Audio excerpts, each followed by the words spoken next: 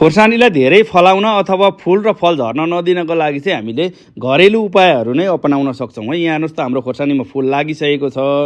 अब यसलाई रोक्नका लागि केही तरिकाहरू छन् है त। अब जस्तै एक नम्बरमा चाहिँ यसलाई हामीले नियमित रूपमा पानी दिनुपर्ने हुन्छ, तर पानी चाहिँ जम्न दिनु हुँदैन है। अब मैले चाहिँ थोपा सिँचाइ प्रयोग गरेको छु। थोपा सिँचाइ प्रयोग गरिसकेपछि चाहिँ हामीले पानी दिन सहयोग हुन्छ। अब यहाँ खरानीको प्रयोग गर्दैछु।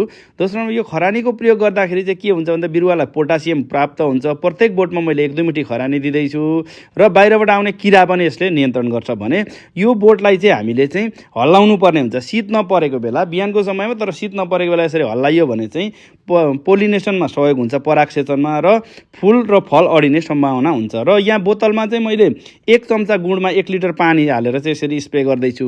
यसरी स्प्रे गर्दाखेरि चाहिँ यहाँ हाम्रो मित्र जीवहरूको चाहिँ आकर्षण हुन्छ। जस्तै मौरी लगायतका चाहिँ हामीलाई फाइदा गर्ने किराहरू आउँछन् र परागसेचन गर्न सहयोग हुन्छ। त्यसो हुँदाखेरि चाहिँ हाम्रो फल र फूल अडिने सम्भावना हुन्छ। हजुरहरूलाई यो भिडियो राम्रो लाग्यो भने सेयर गर्नुहोला र तपाईँहरू कसरी खेती गर्नुहुन्छ आफ्नो अनुभव लेख्नुहोला।